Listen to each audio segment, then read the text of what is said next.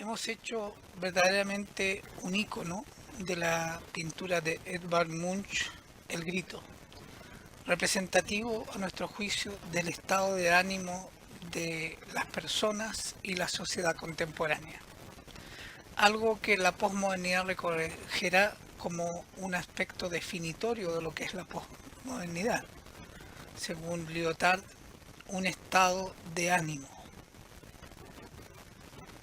Veamos pues cuáles son estos elementos finales para abordar el tema del arte contemporáneo. En primer lugar, nos haremos una pregunta.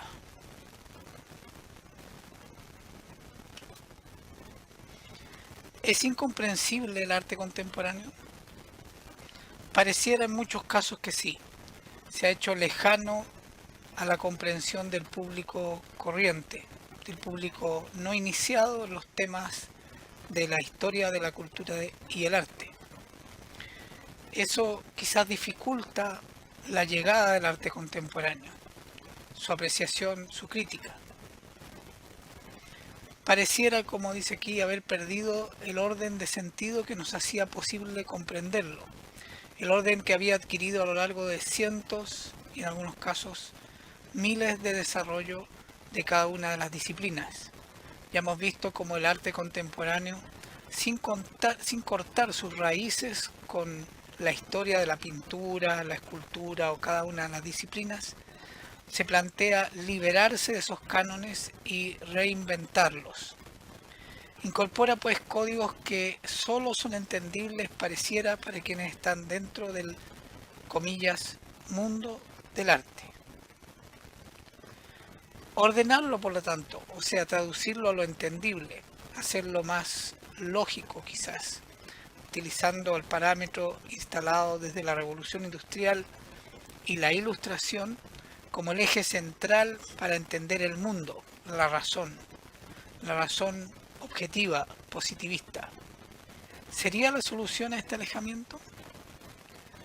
Veamos un video que con algo de humor nos plantea esta cuestión.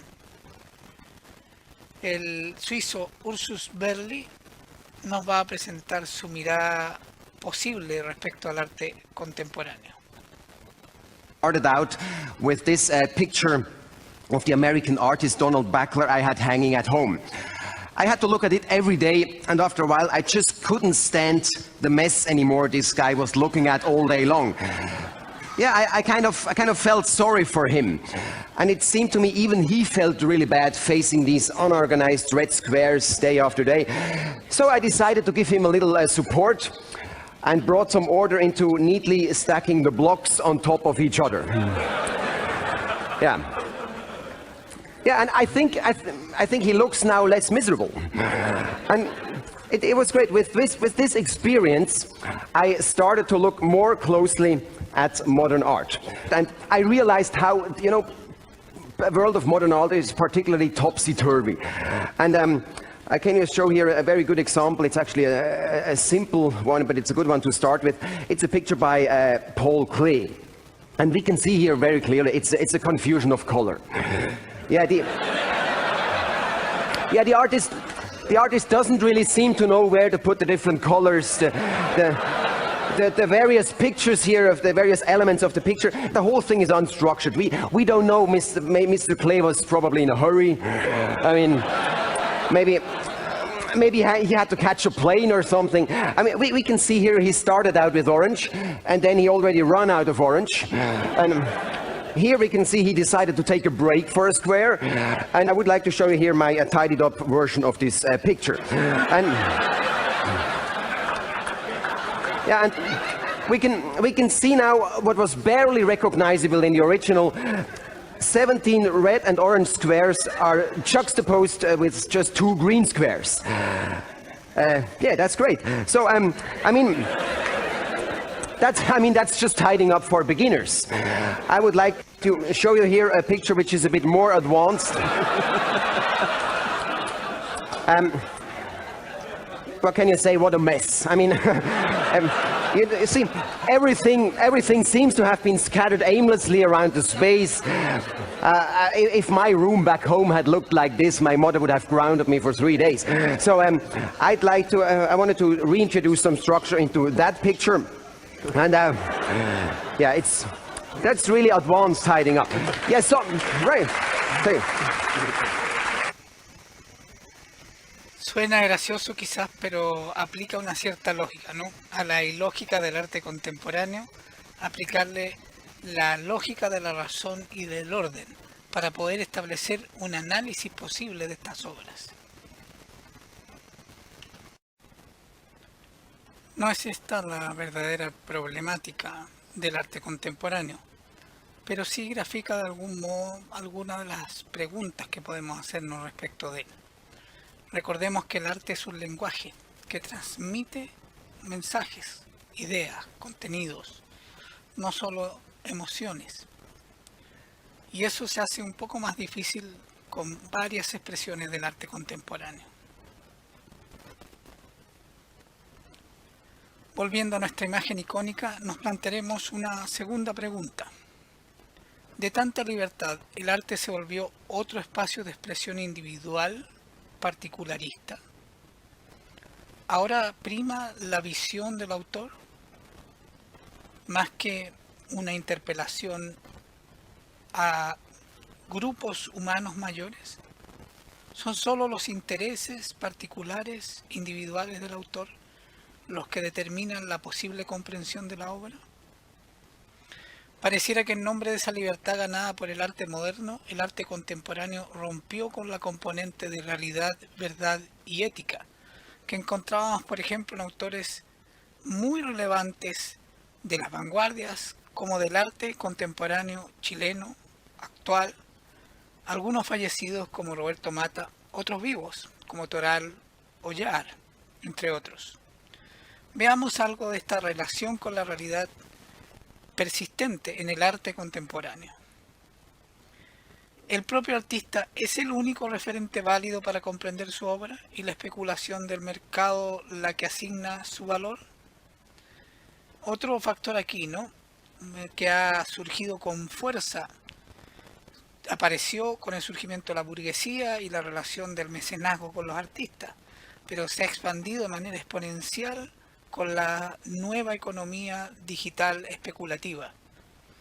Acaban de rematarse obras en precios muy altos con valores bastante discutidos en las últimas semanas. Este es un mercado muy activo, no todo aparece en las noticias.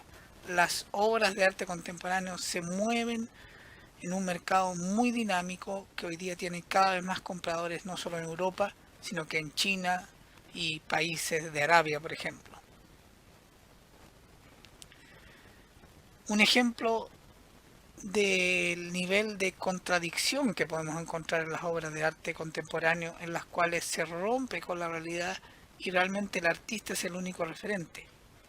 Esta lata de estiércol humano, hecha por Piero Mazzoni en 1961, una edición limitada de 80 latas de excremento del propio autor.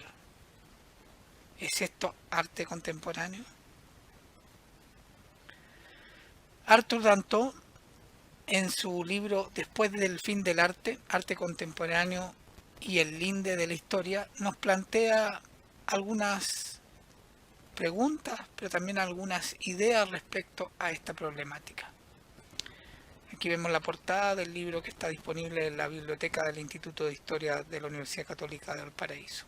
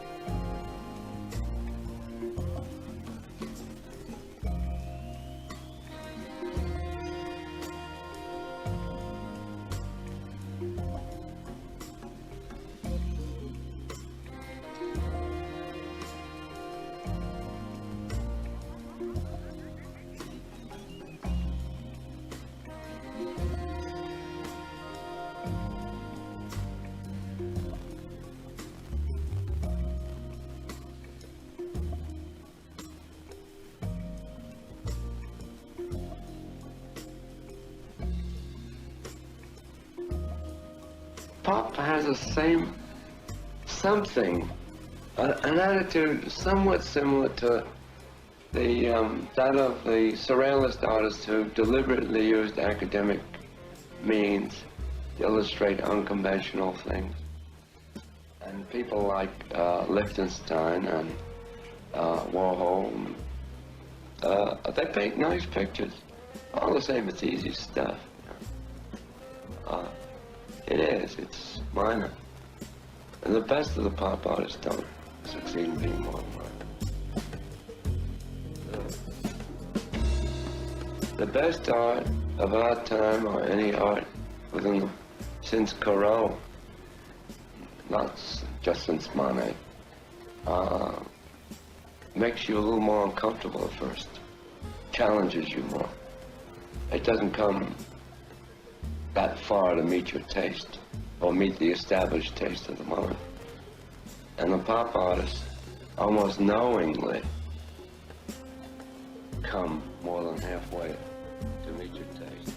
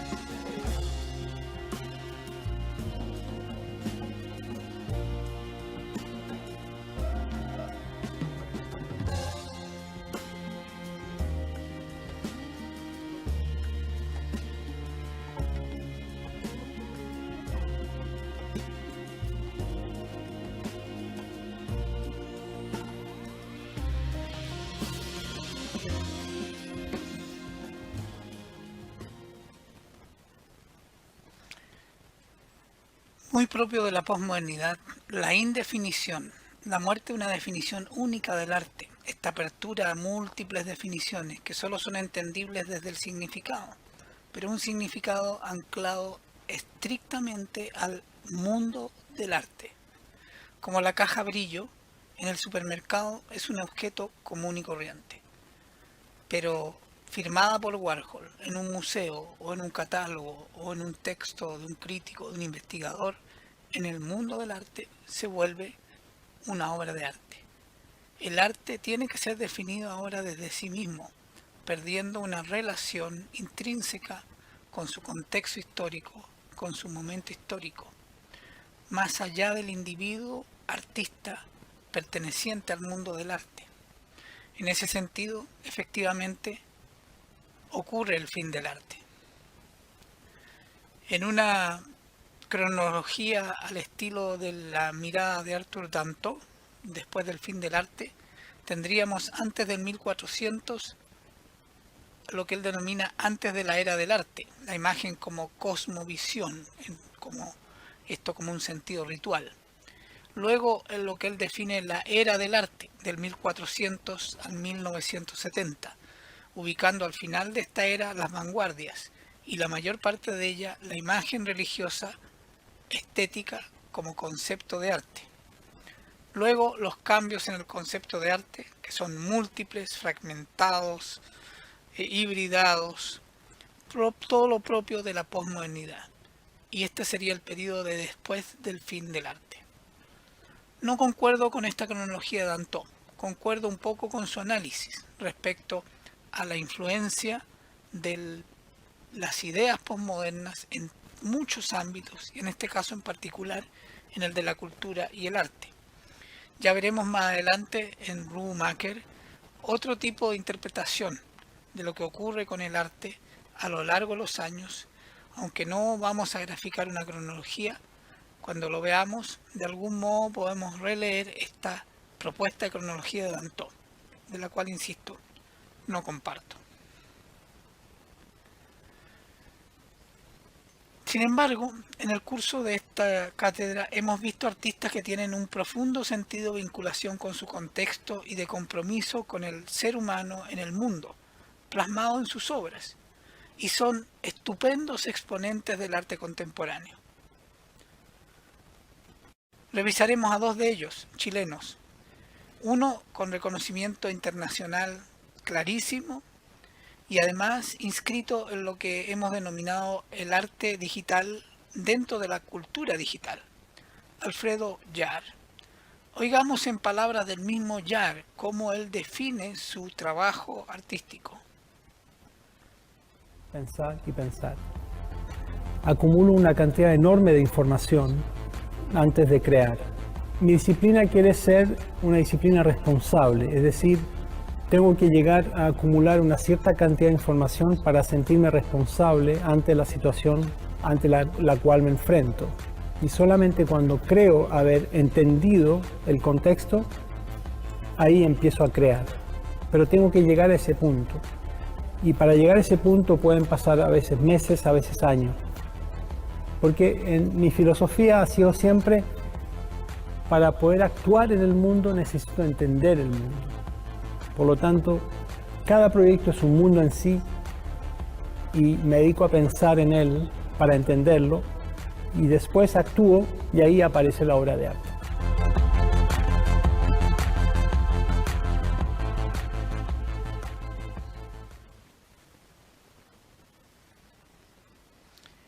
Veremos otro artista nacional, en este caso uno que no revisamos durante la cátedra, pero que sí visitamos con otro grupo de la Universidad Católica el primer semestre en el Museo de Artes Visuales en Santiago. Me refiero a Arturo Duclos.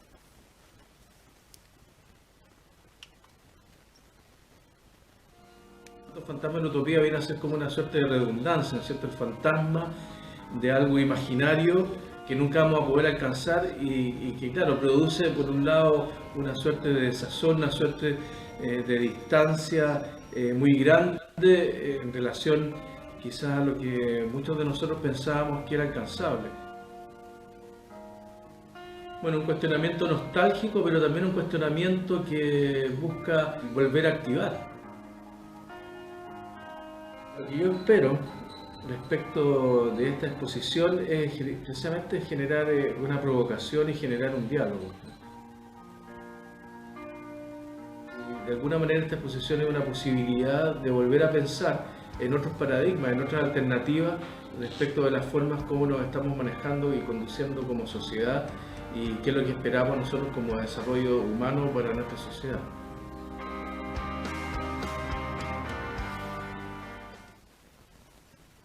En esa oportunidad tuvimos la ocasión de que los estudiantes dialogaran con Arturo Duclos respecto a lo que él plantea en su obra.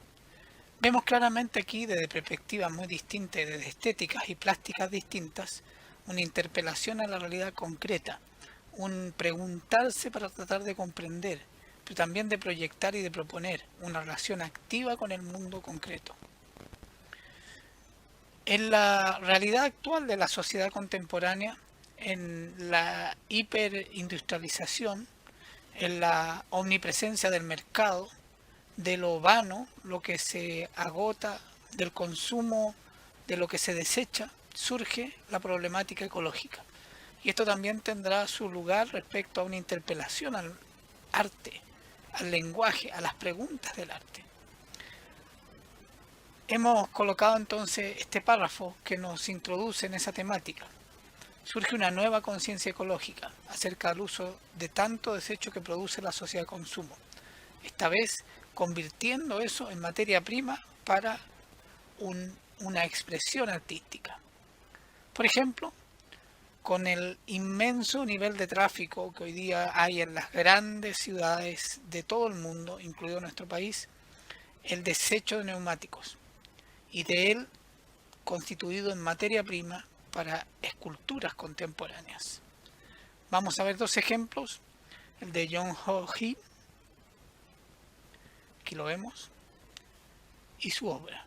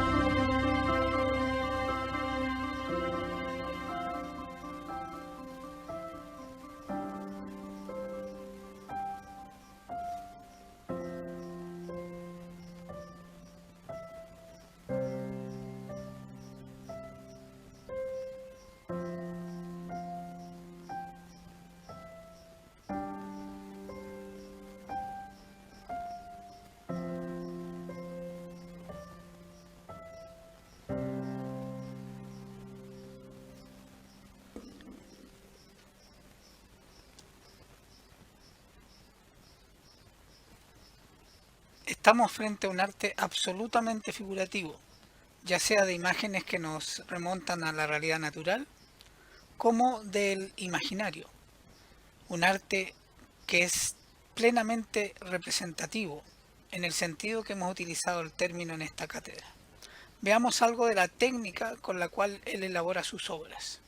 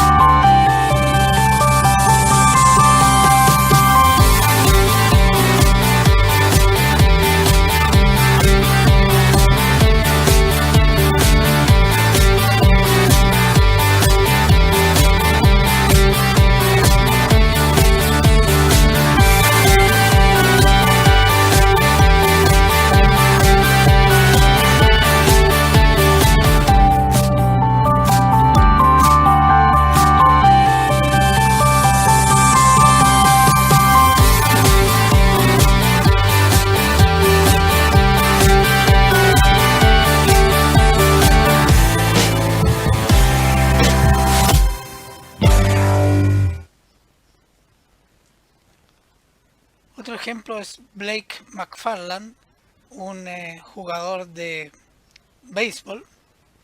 No soy especialista en deportes, creo que no me equivoqué en decir el nombre correcto, que también trabaja la escultura con neumáticos.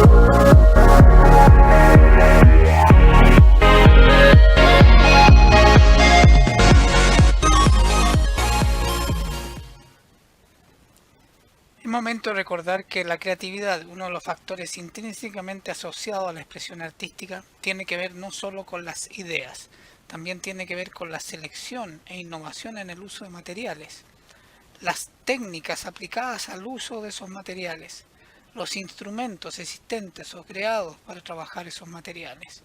Luego viene el tema, el contenido, la inspiración, la composición, el uso de temas como la luz, la sombra, los colores. Es un conjunto de elementos los que se despliegan para constituir el factor creativo dentro de la expresión artística.